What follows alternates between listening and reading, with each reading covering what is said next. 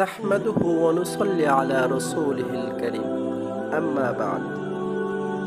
হে বোন, তোমার কল্যাণকামিতায় আজ তোমার উদ্দেশ্যে কিছু কথা বলবো, যা মনোযোগ দিয়ে শ্রবণ করো। বোন, তুমি কিভাবে তাকে বন্ধু বলছো, যে তোমার ক্ষতি সাধনের চিন্তায় মগ্ন রয়েছে? কিভাবে তুমি তাকে প্রিয় মানুষ ভাবছো, যে তোমার সম্ভ্রম হরণের জন্য তোমার পিছু নিয়েছে?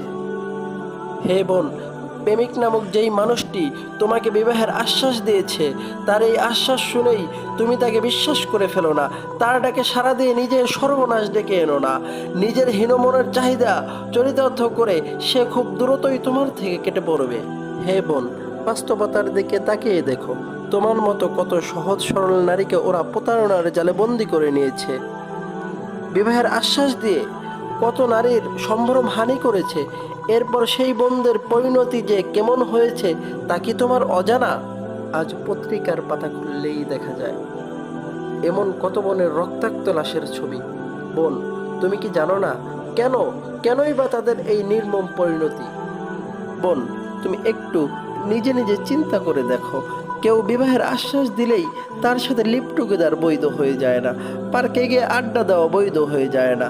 গল্প গুজব করা জায়েজ হয়ে যায় না। মোবাইলে কথা বলা কিংবা নেটে চ্যাট করা জায়েজ হয়ে যায় না।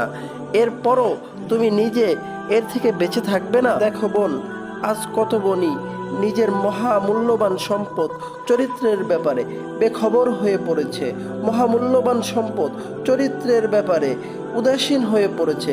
বয়ফ্রেন্ড আর প্রেমিক নামক সর্বনাশের ফাঁদে পা ফেলেছে। তাদের কামনা বাসনা পূরণের জন্য নিজেকে উন্মুক্ত করে দিচ্ছে। অথচ শপিং কিংবা লেনদেনের সময় সেসব বোনদের কাছ থেকে কেউ যদি কৌশলে 5 টাকাও বেশি নিয়ে যেতে চায়, তখন তো তারা নির্বুদ্ধিতার পরিচয় দেয় না, ভালোভাবেই হিসাব করে থাকে।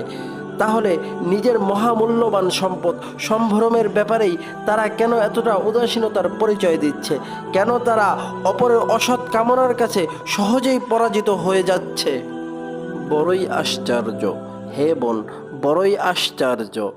হায়, আমাদের সেসব বোনেরা একটি বারও যদি নিজেদের নিয়ে একটু চিন্তা করত, অন্তত একটি বারও যদি আয়নার সামনে গিয়ে নিজেকে জিজ্ঞেস করত, কে তুমি, কিসে তোমার প্রকৃত মর্যাদা?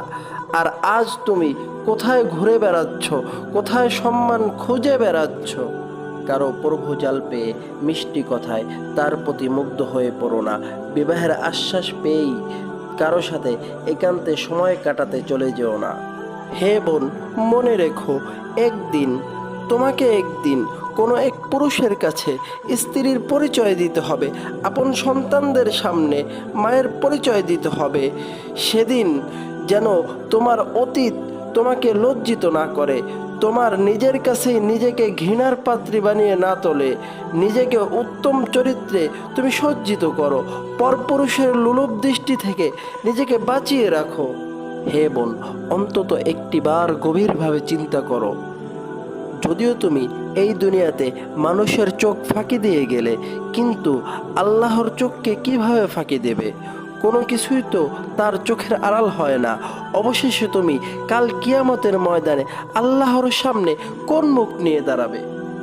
হে বোন, অন্তত একবার ভাবো, নিজের বর্তমান অবস্থা নিয়ে অন্তত একবার চিন্তা করে দেখো। মহান আল্লাহকে ভয় করো, দিনকে মজবুত করে আঁকড়ে ধরো, ইসলামের পথে তুমি সুন্দর জীবন গড়ো। আল্লাহ তাআলা আমাদের সকলকে তৌফিক দান করুন। আমিন। ওমা আলাইনা ইল্লাল বালাগ।